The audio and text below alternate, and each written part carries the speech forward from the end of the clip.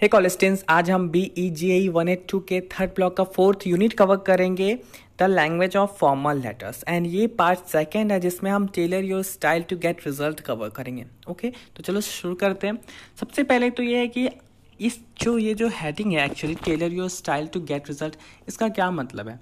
Actually इसका मतलब ये है कि जब भी हम एक फॉर्मल लेटर लिखते हैं या फिर जब भी हम एक फॉर्मल ईमेल लिखते हैं तो हम उसको इस तरीके से लिखते हैं ताकि हमें उसका कुछ रिजल्ट मिले। ऐसा थोड़ी होता है कि हम लव लेटर लिख रहे हैं, वहाँ तक पहुँच जाए एंड कभी ना कभी तो उसका रिस्पॉन्स आ जाए, ऐसा नहीं है। ठीक है, हम एक फॉर्मल लेटर लिख रहे होते हैं। कहीं भी आप अगर अपने स्कूल में हो, ऑफिस में हो, कॉलेजेस में हो, किसी बिजनेस प्रोफेशन में हो, कहीं भी हो, आपको वहाँ पे जब आप फॉर्मल लेटर लिखते हो तो आपको वहाँ पे उसका रिजल्ट चाहिए होता है। फॉर एग्जांपल, आप एक एप्लीकेशन लीव डाल रहे हो, ठीक है, तो आप इसलिए डाल रहे हो ताकि आपको उसका इम्पैक्ट मिले, ताकि आपको उसका रिजल्ट मिले, आपको आपकी लीव मिल जाए। अगर आप प्रमोशन का लेटर डाल रहे हो अपने ऑफिस में तो आप इसलिए डाल रहे हो ताकि आपको उसका परफेक्ट रिजल्ट मिल पाए, आप वहाँ पे प्रमोशन ले लो, आपको उसका इम्पैक्ट मिल पाए। तो जब भी हम ये सारी फॉर्मल लेटर्स लिखते हैं ना, तो हम अपना एक प्रीफर रिजल्ट के लिए उसको डालते हैं। तो हम किस तरीके का स्टाइल यूज़ करें या फिर हम अपने स्टाइल को किस तरीके से हैंडल करें तो जिसके कारण से हमें हमारा डिज़ायर्ड रिजल्ट मिल जाए। ओके, तो यही चीज़ है ना। हम जब भी फॉर्मल लेटर्स लिखते हैं तो हम देखते हैं कि जो हमारे पास जो ऑप्शंस होते हैं कि किस तरीके का लैंग्वेज हम यूज़ करें वो बहुत ही लिमिटेड होते हैं एक्चुअली, ठीक है। बट फिर भी हम बहुत सारे बार वेरी कर जाते हैं किस पर्पस से लिख रहे हैं लेटर, उसके अकॉर्डिंगली। फॉर एग्जांपल, अगर हम कॉलेज में किसी प्रोफेसर को लेटर लिख रहे हैं या फिर अपने कॉलेज डीन को लेटर लिख रहे हैं तो उस समय जो हमारा पर्पस है वो थोड़ा इजीली होता है, ठीक है। बट वही चीज़ अगर हम अपने ऑफिस में डाल रहे हैं तो वो थोड़ा हार्ड बोल सकते हो या फिर वो थोड़ा स्ट्रिक्ट टाइप का लेटर होता है। तो हम अपनी पर्पस के अकॉर्डिंगली हमारा जो लैंग्वेज होता है, हमारा जो स्टाइल होता है वो वेरी करता है, ठीक है। ये इस कारण से ताकि हमें कुछ इम्पैक्ट मिले। कई बार क्या होता है, अगर हम किसी इम्पैक्ट डालने के लिए कोई लेटर लिख रहे हैं, ठीक है, तो हम एक फोर्सफुल स्टाइल यूज़ कर सकते हैं। फॉर एग्जांपल, मैं ही हूँ, मैं किसी कंपनी में काम करता हूँ एंड वहाँ पे मुझे रिज़ाइन करना है। तो मैं जब वो रिज़ाइन लेटर डालूंगा तो मैं एक फोर्सफुल स्टाइल में डालूंगा कि नहीं भाई, मुझे किसी भी हालत में रिज़ाइन चाहिए, मुझे अब यहाँ पे काम नहीं करना। तो ये एक अपना अपना इम्पैक्ट डालने का तरीका होता है, एक स्टाइल है, ठीक है। At other times we find a passive style is preferable. कई बार क्या होता है कि हमें पेसिव स्टाइल ठीक लगता है कि हाँ ठीक है, चलो आराम से इस चीज़ को निपटा लेते हैं। जैसे कि हमें एप्लीकेशन लीव देना है तो हाँ मैम छुट्टी चाहिए, इस तरीके का जो लेटर्स हम डालते हैं स्पेशली अपने कॉलेज में, स्कूल्स में, तो ये सब क्या एक पेसिव स्टाइल वाला लेटर्स हो जाता है आपका। समटाइम्स वी आर सेलिंग और promoting a product, we find a personal style works for. कई बार क्या होता है, हम बिजनेस, जैसे मैं बिजनेसमैन हूँ, ठीक है, एज ए एग्जांपल ले लेते हैं कि मैं एक बिजनेसमैन हूँ, मैं किसी कंपनी में काम कर रहा हूँ, ठीक है। तो वहाँ पे क्या है कि हमें बहुत सारा दिन का काम होता है, प्रोडक्ट को सेल करना होता है, प्रोडक्ट को प्रमोट करना होता है, हमें दिन भर बहुत सारे ईमेल्स, फॉर्मल लेटर्स रिसीव करने होते हैं, बहुत सारा सेंड करना होता है। तो वहाँ पे क्या है, हम अपना एक पर्सनल स्टाइल यूज़ करते हैं। फॉर एग्जांपल, एक बिजनेस जैसे एक कंपनी है, ठीक है, वहाँ पे बहुत सारे कलीग्स काम कर रहे हैं, वहाँ पे बहुत सारे एक जैसे पर्सन्स काम कर रहे हैं, ठीक है। तो ऐसा नहीं है कि वो सारे एक दूसरे से अलग है, वो जो स्किल का रिक्वायरमेंट है वो उसी के अकॉर्डिंगली वहाँ पे काम करे। बट आप कई बार टीवीज़ में, वेब सीरीज़ में, मूवीज़ में देखते होंगे ना कि किसी एक ही पर्सन को एम्प्लॉय ऑफ द ईयर या फिर CEO बनाया जाता है। मतलब जो भी उन सारे में से किसी एक एक पर्सन को ही चूज़ किया जाता है एक रिस्पेक्टफुल पोजीशन के लिए। तो वो किस कारण से आता है, उनके पर्सनल स्टाइल के कारण से आता है। भाई सबके पास स्किल तो एक जैसे है, बट किनके पास कितना अच्छा पर्सनल स्टाइल है, कौन अपने पर्सनल स्टाइल को कितने अच्छे तरीके से निखारता है, उससे अकॉर्डिंगली बस वही सेम चीज़ें हैं। जब भी हम अकॉर्डिंगली खुद से लेटर्स डाल रहे हैं, लेटर्स रिसीव कर रहे हैं, तो ये हमारा पर्सनल स्टाइल है कि हम किस तरीके से उस लेटर को मतलब उस लेटर को स्टाइल कर रहे हैं ताकि वो एक परफेक्ट इम्पैक्ट छोड़ जाए सामने वाले पर्सन पे, या फिर जो चीज़ हम चाह रहे हैं वो हमें मिल जाए। ये सारे in making a complaint and impersonal style sounds less offensive. Okay, and अगर हम कभी कंप्लेन के लिए कोई लेटर डालें तो वहाँ पे एक इम्पर्सनल स्टाइल लेस ऑफेंसिव है, मतलब वो चलेगा, ज़्यादा ऑफेंसिव चीज़ें वहाँ पे क्रिएट नहीं होगी। Sometimes specially in letter thanking and congratulating people a style where we use many adjectives in more appropriate. कई बार क्या होता है कि हम जब लेटर लिखते हैं लोगों को थैंकिंग करने के लिए, कॉन्ग्रेचुलेशंस करने के लिए, तो हम वहाँ पे बहुत सारे एग्जेक्टिव्स यूज़ कर लेते हैं जो कि अप्रोप्रिएट होता है। Okay, style is the way we use words to achieve a certain tone or an overall impression. Actually, style एक तरीका है कि हम किस तरीके से अपने वर्ड्स को यूज़ कर रहे हैं. जब आप एक्चुअली आप सिनोनिम्स देखते हो ना, तो सिनोनिम्स का काम यही होता है, मतलब एक ही है बट उसके बहुत सारे डिफरेंट पर्सपेक्ट्स में डिफरेंट वर्ड्स होते हैं. ठीक है, तो वो यही काम करता है कि आप किस तरीके का वर्ड्स यूज़ कर रहे हैं आप अपने एक सर्टन टोन को अचीव करने के लिए, अपने लेटर के लिए, ताकि वो एक ओवरऑल इंप्रेशन छोड़ जाए, एक छाप छोड़ जाए सामने वाले के ऊपर. We can vary our style, our sentence structure, the vocabulary to sound forceful और पेसिव, पर्सनल और impersonal. The right choice depends on the purpose of the message and our relationship with the reader. Okay, तो ये हमारे ऊपर है. हम अपना style very करते रहते हैं, अपने सेंटेंस स्ट्रक्चर्स वेरी करते रहते हैं, अपने वोकैबुलरीज वेरी करते रहते हैं, ताकि जो चीज़ के अकॉर्डिंगली हम लेटर लिख रहे हैं. फॉर एग्जांपल, अगर हम एक फोर्सफुल स्टाइल में लेटर लिख रहे हैं, तो वहाँ पे एक दूसरा मतलब डिफरेंट तरीके का वोकैबुलरी, सेंटेंस स्ट्रक्चर या स्टाइल यूज़ करेंगे. अगर हम एक पैसिव तरीके से लेटर लिख रहे हैं, तो हम एक पैसिव स्टाइल यूज़ करेंगे. पर्सनल तरीके से तो पर्सनल, इम्पर्सनल तरीके से तो पर्सनल. तो ये सारी चॉइसेस ये हमारी खुद की होती है. इस चीज़ पे डिपेंड करती है कि हमारा रिलेशनशिप क्या है रीडर के साथ, एंड किस तरीके का मैसेज, किस पर्पस पे हम वो मैसेज दे रहे हैं. Now, the first step toward getting the tone right is to think about your relationship with the reader. First step ये है कि आपका relationship क्या है उस रीडर के साथ. वो आपका बॉस है, वो आपके कॉलेज का डीन है, या फिर वो टीचर है आपका, वो आपका कलीग है. क्या रिलेशनशिप है आपका उसके साथ, ये सबसे पहला चीज़ है, ताकि आप एक परफेक्ट टोन ले सको अपने लेटर के लिए. Secondly, who are you and who are the, यही चीज़, are you friends of long standing और आर यू टोटल स्ट्रेंजर्स. क्या आप साथ में रहने वाले फ्रेंड्स हो जो कि बहुत कम मिलते हो, या फिर आप बिल्कुल ही स्ट्रेंजर्स हो. ये सारी चीज़ें भी इम्पैक्ट डालती हैं. Is the reader your senior in age, occupation, experience और योर इक्वल. क्या जो रीडर है वो आपका सीनियर है या फिर आपका इक्वल है. ये सारी चीज़ों को हमें देखना पड़ता है. तो formal letter are not conversational, they definitely have to be friendly. जो फॉर्मल लेटर होते हैं वो ज़्यादा कॉन्वर्सेशनल नहीं होते, वो फ्रेंडली होते हैं. What do we mean by the term friendly? Friendliness in official discuss suggest that we show a consideration for the reader, the receiver. Okay, तो यहाँ पे जो फ्रेंडलीनेस का मतलब है आपके ऑफिशियल टर्म में या फिर बोला जाए ऑफिशियल लैंग्वेज में, वो ये है कि आप किस तरीके से कंसीडर कर रहे हो अपने रिसीवर को या फिर रीडर को. ठीक है, या फिर अगर हम देखें तो देखो यहाँ पे क्या चीज़ होता है कि हमें चीज़ देखनी पड़ती है कि जब हम अपना कम्युनिकेशन दे रहे हैं, तो हमें ये चीज़ सोचना पड़ता है कि सामने वाला जो पर्सन है, जो हमारा कम्युनिकेशन रिसीव करेगा, लेटर रिसीव करेगा, जो वो चीज़ें पढ़ेगा, वो क्या सोचेगा. जब हम ये सोचना स्टार्ट कर दें तो हम मिसअंडरस्टैंडिंग जितने भी हैं वो हम प्रिवेंट कर सकते हैं. फॉर एग्जांपल, जैसे कि मैं कोई एक सेंटेंस लिख रहा हूँ अपने फॉर्मल लेटर में, मुझे वो लेटर अपने कलीग को देना है. ठीक है, अपने बिजनेस कलीग को देना है, तो मैं एक लेटर लिख रहा हूँ.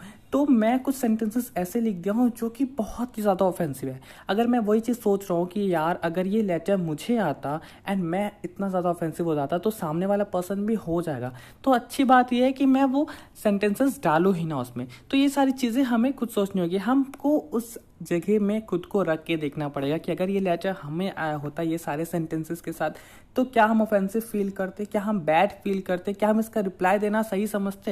ये सारी चीज़ें हमें सोचनी होगी. एंड सिंपल तरीका यही है कि हम क्या फील करेंगे अगर वो लेटर हमें मिलेगा, क्या हम आंसर करेंगे उसका या नहीं करेंगे. तो ये सारी जो चीज़ें हैं आपको खुद सोचनी होगी, खुद से टेस्ट करना होगा, एंड तब आप जितनी भी मिसअंडरस्टैंडिंग होती है वो आप प्रिवेंट कर पाओगे. ओके, तो ये तो हो गया हमारा first test. Okay, second test ये है कि हमें कंसीडर करना होगा, हमें टाइम लेना होगा ये चीज़ कंसीडर करने के लिए कि हम लेटर किस पर्पस में डाल रहे हैं. ऑब्वियसली हम इसी चीज़ के लिए डालेंगे कि हम चाहते हैं सामने वाला पर्सन हमारे मैसेज को पढ़े, हमारा जो मैसेज है वो हमारे ऑडियंस तक पहुँचे, एंड जो हमारी ऑडियंस है वो उसके अकॉर्डिंगली एक्शंस ले, रिस्पॉन्स करे. लेकिन जब हम ये चीज़ क्लियर कर लेंगे कि हमारा मैसेज क्या होगा एंड हम उसे किस तरीके से एक्सप्रेस करेंगे, तो हमारा जो टोन होगा ना वो बिल्कुल क्लियर हो जाएगा, वो बिल्कुल साफ हो जाएगा कि हाँ भाई इसी टोन में हमें उसे एक्सप्रेस करना है. कई बार क्या होता है कि हम चाहते इस तरीके से हैं बट चीज़ें डिफरेंट तरीके से चले जाती है, जिसके कारण से बहुत सारी मिसअंडरस्टैंडिंग होती है. ओके, नाउ फॉर एग्जाम्पल अगर देखें यहाँ पे, तो यहाँ पे जो मिस्टर हुसैन है उनको एक लेटर आता है, ठीक है, एक जॉब ऑफर का लेटर आता है एंड वो उस जॉब को एक्सेप्ट कर लेते हैं, ठीक है, बट वो थोड़े से अनश्योर होते हैं क्योंकि जिस टोन में वो मैसेज जाता है, जिस टोन में वो लेटर आता है उसके कारण से, एंड वो खुद से सोचते हैं कि क्या मुझे इस लेटर का रिप्लाई देना चाहिए या फिर मैं अपने रिप्लाई में क्या लिखूं, ठीक है। तो वो सोचते हैं इन्फॉर्म करने का एंड वो मतलब थैंक यू बोलने का सोचते हैं क्योंकि वो जॉब तो एक्सेप्ट कर लिए होते हैं एंड वो क्लियर भी होते हैं कि हाँ ठीक है मैं एक्सेप्ट कर लूँगा, तो वो अपने लेटर में एक्चुअली थैंक यू बोलने के लिए एंड जो जॉब एक्सेप्टेंस का जो लेटर है वो सौंपते। तो यहाँ पे इस चीज़ से हमें क्या मिलता है, एक्चुअली हमें दो चीज़ जानना बहुत ज़रूरी है। क्या? First that knowing what to say, आखिर हमें कहना क्या है, and secondly knowing how to say it, कि हमें उस चीज़ को किस तरीके से कहना है। फॉर एग्जाम्पल यही सेम चीज़ जैसे मिस्टर हुसैन ने जॉब एक्सेप्ट कर लिया, खुशी खुशी वो थैंक यू लेटर डाल रहे हैं, ठीक है, नए जॉब की बिगनिंग के लिए। तो यहाँ पे वो एक लेटर लिखे हैं, वही सेम लेटर है यहाँ पे जैसे कि आप देख रहे हो, ठीक है।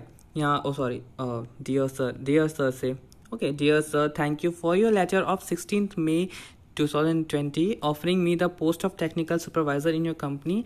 I am happy to accept your offer and be a part of team. I look forward to working in the organization to the best of my ability. तो इस तरीके का उन्होंने लेटर डाला एंड वो एक थैंकिंग लेटर डाल रहे हैं। ओके, अब नेक्स्ट सेक्शन में हम देखेंगे कि हम किस तरीके से जो सर्कमस्टेंसेस है उसको इलिस्ट्रेट कर पाए। Okay, where a particular style seems to be more effective than other, जहाँ पे पार्टिकुलर स्टाइल्स ज़्यादा इफेक्टिव लगे दूसरे स्टाइल्स के अकॉर्डिंगली या दूसरे स्टाइल्स के तरीके से। We will give you examples of the following styles as we use in formal letter. Okay, हम बहुत सारे एग्जाम्पल्स यहाँ आगे पढ़ेंगे हम फॉर्मल स्टाइल में जो कि हम फॉर्मल लेटर्स के लिए यूज़ करेंगे। फर्स्ट है कि a personal and friendly style and second है an impersonal and indirect style. Okay, तो सबसे पहले फर्स्ट देखते हैं a personal and friendly style. तो अगर हम ये देखें a personal and friendly style, तो इसको समझने के लिए सबसे अच्छा तरीका है कि हम इसको देखते हैं, ठीक है। यहाँ पे क्या है, जो चीज़ें दी गई है एक्चुअली वो इस तरीके से दी गई है कि हमारा जो वर्ल्ड है वो चेंज हो रहा है एंड हम बहुत सारे सेल्स प्रमोशन लेटर्स देखते हैं बैंक्स के, क्रेडिट कार्ड कंपनीज के, शॉपिंग मॉल्स के, उसमें जो लैंग्वेज यूज़ किया जाता है ना वो बहुत ही पर्सनलाइज्ड किया जाता है। ये कंपनीज जानती है कि रीडर को क्या चाहिए, रीडर तब भी उसके लेटर को पढ़ेगा, तभी उसके लेटर को रिस्पॉन्स करेगा जब रीडर को लगेगा कि हाँ भाई सामने वाला पर्सन उसके इंटरेस्ट में कंसर्न दे रहा है, उसके इंटरेस्ट को समझ रहा है, उसके इंटरेस्ट को कैटेगराइज करके वो लेटर लिख रहा है। फॉर एग्जाम्पल यहाँ पे एक ICICI बैंक का लेटर है जहाँ पे उन्होंने अपने कस्टमर को लेटर लिखा है, okay, just like this dear customer and वगैरह वगैरह। तो जब आप ये लेटर पढ़ोगे तो आपको ऐसा फील होगा कि ये जो लेटर है बहुत ही फ्रेंडली एंड पर्सनलाइज साउंड कर रहा है। इसको पढ़ने के बाद सामने वाला जो पर्सन है उसको बहुत ही गुड फील हो रहा है एंड ऐसा तो बिल्कुल नहीं लग रहा कि ये जो लेटर है ये कंप्यूटर जनरेटेड रूटीन लेटर है, हमेशा की तरह एक नॉर्मल लेटर है। ऐसा लग रहा है कि आप बहुत ही खास हो एंड कंपनी ने बहुत चूज करके आपको ये लेटर दिया गया। तो आखिर ये टोन आता कहाँ से है लेटर में? ओके, तो जो लेटर है ना उसमें बहुत अच्छे तरीके से IUV का यूज़ किया गया है, ना ही कोई थर्ड पर्सन, ना ही कोई इम्पर्सनल तरीका जैसे कि द ICICI बैंक। जो फर्स्ट लाइन है लेटर का, यहाँ पे देखो ये जो फर्स्ट लाइन है, ठीक है, at ICICI bank we have always understood the value of your time. तो ये बहुत ही फ्रेंडली है। अगर इसके जगह पे ये यूज़ किया जाता the ICICI bank understand the value of the customer times, तो ये थोड़ा सा इम्पर्सनल हो जाता, बट इसके जगह पे क्या यूज़ किया गया है, at ICICI bank we and of your time. तो ये एक बहुत ही friendly nature and personalize nature create कर रहा है लेटर में। ये जो लेटर है उसमें और भी अच्छे तरीके से डायरेक्ट एक्टिव वॉइस यूज़ किया गया है, जो क्वेश्चंस यूज़ किए गए हैं एंड जो लैंग्वेज यूज़ किया गया है वो बहुत ही ईजी टू अंडरस्टैंड लैंग्वेज है। Just like how does it work, ये कैसे काम करेगा, या फिर ये जो लेटर रिफ्रेंस कर रहा है over using the passive voice, जो भी पैसिव वॉइस का ओवर यूजिंग है ना उसको ये रिफ्रेंस कर रहा है। ओके, लाइक जैसे कि our fast forward is intended to.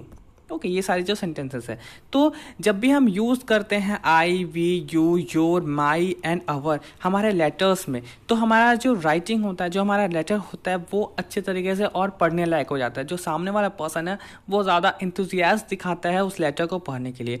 एक पर्सनल स्टाइल यहाँ पे वार्मथ शो करता है। एक human being talking to each other, जैसे कि सामने सामने दो पर्सन बात कर रहे हैं, इस तरीके का वो टोन क्रिएट करता है लेटर में, जहाँ भी हम इस तरीके का यूज करते हैं I, we, you, your, my and our. Okay, however the use of personal pronouns like I and you may not sound proper in a letter of complaint compare। फिर भी ये जो आई, यू है, ये सारे जो प्रोनाउंस है, पर्सनल प्रोनाउंस है, ये एक कंप्लेन लेटर में सूट नहीं करता, वहाँ पे एक प्रॉपर साउंड नहीं करता। ओके, जस्ट लाइक यहाँ पे you have not paid your telephone bill when you can pay it and the bill has been not paid, kindly let us know by which date it can be paid the second the bill has not been paid। sound less accusing and offensive। यहाँ पे जो second है कि जो bill है वो paid नहीं किया गया है, ये बहुत ज़्यादा ऑफेंसिव है एंड एक्सक्यूजिंग है कि हाँ भाई तुमने बिल क्यों नहीं पे किया, बिल अभी तक पे नहीं हुआ, इस तरीके का। ओके, इसीलिए if you feel that you need a personal friendly tone in your letter you may, इसलिए जब भी आपको एक पर्सनल फ्रेंडली टोन डालना है आपके लेटर में, तो आपको क्या क्या चीज़ों का यूज़ करना चाहिए। पहला, आपको पर्सनल प्रोनाउंस का यूज़ करना चाहिए वी, यू, जब भी आप पॉजिटिव थिंग्स बोल रहे हो। सेकंड, आपको एक्टिव वॉइस का यूज़ करना चाहिए। थर्ड क्या है, आपको शॉर्ट सेंटेंसेस का यूज़ करना चाहिए जो कि ऑर्डिनरी कन्वर्सेशन का रिदम कैप्चर करे, जो भी हम नॉर्मल ऑर्डिनरी कन्वर्सेशन करते हैं अपने दोस्तों के साथ, स्ट्रेंजर्स के साथ, उसका रिदम कैप्चर करे। And fourth, direct question at the reader, आप डायरेक्ट क्वेश्चंस करो रीडर से। ओके, नाउ यहाँ पे चेक योर प्रोग्रेस 2 है, तो यहाँ पे जो फ्रेजेस है, कुछ लेटर्स के फ्रेजेस हैं एंड ये थोड़े ज़्यादा इम्पर्सनल है, तो आपको इसको रीफ्रेज करना है एंड इसको थोड़ा सा कम इम्पर्सनल बनाना है। मतलब इम्पर्सनल से आपको इसको पर्सनल बनाना है, थोड़ा फ्रेंडली बनाना है। फॉर एग्जांपल, अगर हम फर्स्ट सेंटेंस देखें, the customer will appreciate the fact that the company is giving a 10% discount on computers this month. तो एक्चुअली इसको पढ़ के ये समझ में आ रहा है कि ये एक कंपनी ने अपने कस्टमर्स के लिए लिखा है कि हाँ भाई आज या फिर अभी के टाइम में जो कंपनी है वो 10% डिस्काउंट देगी कंप्यूटर्स पे। तो ये थोड़ा इम्पर्सनल है कि हाँ कंपनी ऐसा बोल रहा है। अगर इसी के जगह पे आप इस तरीके से लिखो, as a customer you will be happy to know that the company is giving a 10% discount on computers this month. क्योंकि आप एक कस्टमर हैं तो आपको खुशी होगी ये जान करके कि जो कंपनी है वो 10% डिस्काउंट देगी अपने कस्टमर्स को कंप्यूटर्स पे इस महीने। तो ये ज़्यादा फ्रेंडली, ज़्यादा अट्रैक्टिव, ज़्यादा इम्पैक्ट गेनिंग सेंटेंस होगा इसके अकॉर्डिंगली। ओके, तो एंड बाकी का और 4 सेंटेंसेस है वो आप खुद से ट्राई करो, देखो। एंड आंसर्स तो पीछे दिए हैं बट फिर भी कोशिश करो कि आप एक बार खुद से ट्राई करो। बस करना क्या है, आपको थर्ड पर्सन की जगह आई, मे, यू, ये सारे जो पर्सनल प्रोनाउंस है उसका यूज़ करना है। ओके, नाउ नेक्स्ट देखते हैं, rewrite this letter to make it sound more friendly and personal. तो ये जो लेटर है यहाँ पे दिया गया है, इसको फिर से लिखना है एक अच्छे तरीके से ताकि ये एक friendly and personal sound create करे। ठीक है, तो एक्चुअली ये लेटर है किसके अकॉर्डिंगली, ये लेटर है कि एक डायरेक्टर के ऑफिस में एक बच्चे या फिर किसी पर्सन का एक लेटर आया है स्कॉलरशिप की क्वारीज के अकॉर्डिंगली कि यहाँ पे स्कॉलरशिप कैसे मिलेगा वगैरह वगैरह, उसके अकॉर्डिंग आया। तो यहाँ पे जो डायरेक्टर के ऑफिस से वो लेटर उस पर्सन को जा रहा है कि हाँ भाई तुम्हारा लेटर एक्सेप्ट कर लिया है एंड डायरेक्टर के ऑफिस में, तो यही सारी चीज़ें हैं, अपने सारे फॉर्म्स, अप्रोप्रिएट फॉर्म्स कंप्लीट करो। तो इसके अकॉर्डिंगली अगर ये लिखो जैसे कि your letter requesting information about our scholarship has been received in the director office, जो आपका लेटर था स्कॉलरशिप्स के अकॉर्डिंगली वो रिसीव कर लिया गया डायरेक्टर्स के ऑफिस में। तो इसके अकॉर्डिंगली या फिर इसके अदर तरीके से आप ये लिख सकते थे, thank you for your letter to our director asking for information about the scholarship, है ना। आपका थैंक यू जो आपका लेटर था हमारे डायरेक्टर के लिए इन्फॉर्मेशन के लिए कि क्या स्कॉलरशिप का क्या क्या चीज़ें हैं, उसके लिए बहुत थैंक यू। एंड आप पहले सारी जो अप्रोप्रिएट फॉर्म्स है आप वो कंप्लीट कर लो। ठीक है, तो ये तरीके से इस लेटर को आप फ्रेंडली एंड पर्सनल बना सकते थे। नाउ अगर नेक्स्ट देखें तो यहाँ पे an impersonal and indirect style. तो अभी हमने देखा कि हम किस तरीके से अपने लेटर को पर्सनल एंड डायरेक्ट स्टाइल में डाल सकते हैं, फ्रेंडली स्टाइल में डाल सकते हैं। अब हम देखेंगे कि इस तरीके से हम अपने लेटर को इम्पर्सनल एंड इनडायरेक्ट स्टाइल दे सकते हैं। ओके, तो देखो कई बार क्या होता है कि हमें पर्सनल लेटर डायरेक्ट लेटर लेने में बहुत अच्छा लगता है, ये गुड टू रिसीव भी होता है कि हाँ भाई इसको पढ़ोगे तो आपको अच्छा अच्छा ही लगेगा, बट ये सारे ओकेजन्स के लिए सही नहीं होता। फॉर एग्जांपल यहाँ पे एक लेटर दिया गया है, एक्चुअली एक लेटर एक बंदे को दिया गया है किसी कॉलेज के द्वारा। एक्चुअली उस बंदे ने अपना एप्लीकेशन डाला था एडमिशन के लिए लॉ प्रोग्राम के लिए, बट वो टाइम से डिले हो गया तो कॉलेज उसे लेटर सेंड कर रहा है कि I regret to inform you that we must reject. यहाँ पे देखो वर्ड्स पे ध्यान दो, जो वर्ड्स यूज किया गया है, we must reject your application for admission into law program. Okay, we cannot accept your application because you were supposed to send it on before 9 July. We have stated that this clearly in our college catalog. We have also printed this information on the application form. We have made every effort to prevent late application. Therefore, we cannot make any expectations. Okay, we cannot make any expectations. We deeply regret any inconvenience associated with your reply. Okay, तो अब देखो ये चीज़ क्या है, अगर आप ऐसा letter पढ़ना पसंद करोगे जो कि आपको ऑफेंसिव बना दे, आपको पेन दे, आपको एंगर क्रिएट करे, ये सारे जो सेंटेंसेस है जैसे कि we must reject, we can not make expectations, you were suppose to, तुम्हें पहले कर लेना चाहिए था ये सब चीज़, तुम्हें इतने एक्सपेक्टेशंस नहीं करने, हम तुम्हारे एक्सपेक्टेशंस को फुलफिल नहीं कर सकते, हम तुम्हें रिजेक्ट करें, ये सारे चीज़ें, ये सारे सेंटेंसेस एक ब्लंट स्टेटमेंट्स है जो कि नॉर्मली आपको पेन एंड एंगर क्रिएट करेगा। तो जब भी आप एक बैड न्यूज़ देते हो, है ना, तो आपको एक पर्सनल स्टाइल अच्छे तरीके से